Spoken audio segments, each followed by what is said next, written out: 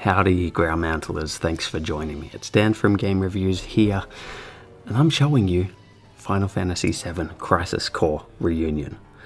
Now, it might not be called that exactly, it might be Crisis Core Final Fantasy VII Reunion, I don't remember, but basically I call it Crisis Core. This is the game that has stayed with me for so long. I played the original on PSP and I loved it.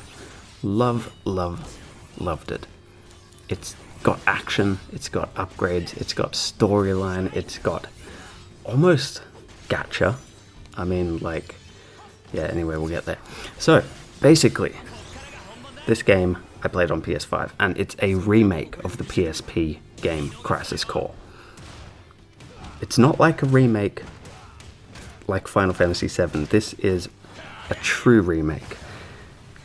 Nothing has changed in terms of the story. It just looks beautiful. More beautiful. And oh my goodness, I had so much fun getting back into it.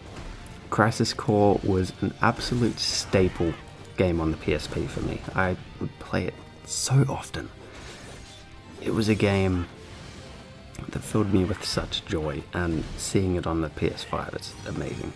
It would also be really great on the Nintendo Switch because it's a game that you can pick up and put down. It's not a game that you need to sit down in front of a TV and invest hours and hours into.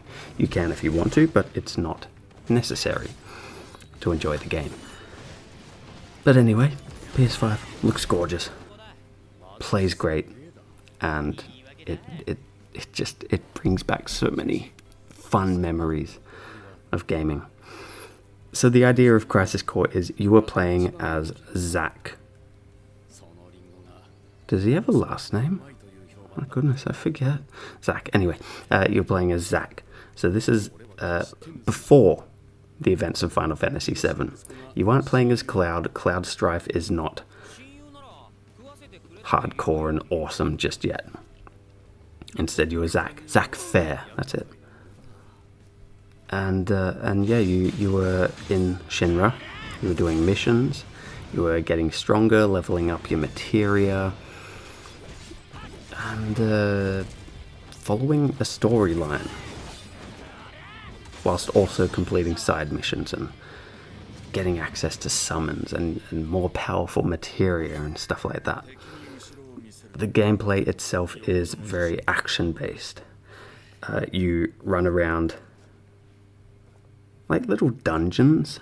The missions are laid out in sort of, mini dungeons, and you'll be able to go certain parts of this dungeon. There'll be certain pathways that are blocked off, but you can explore everything else. There'll be treasure to pick up, there will be encounters with enemies, and the action-based combat then comes into play.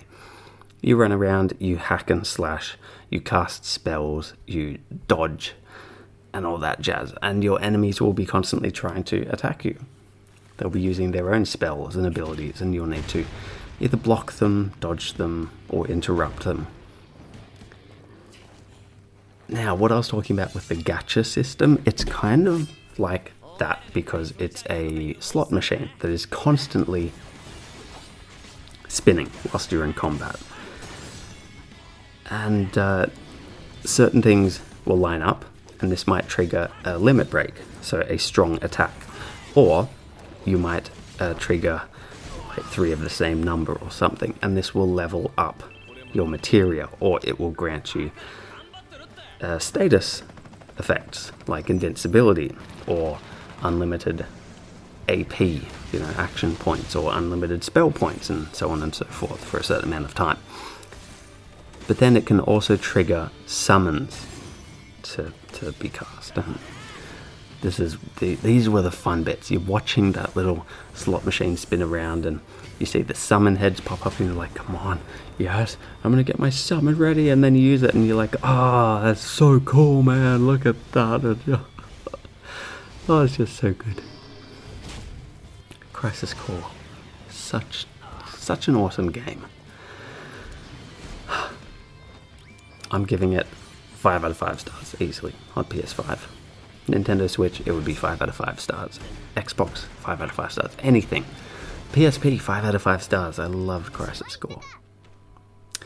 If you like this review, please hit the thumbs up button down below. Remember to subscribe to my channel, and if you do so choose to do so, leave a comment down below.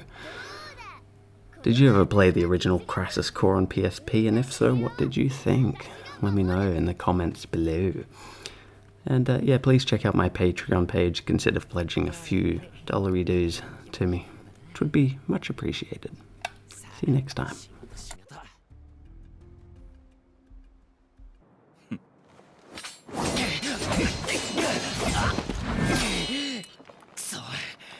俺も英雄になるんだ。終わりだ。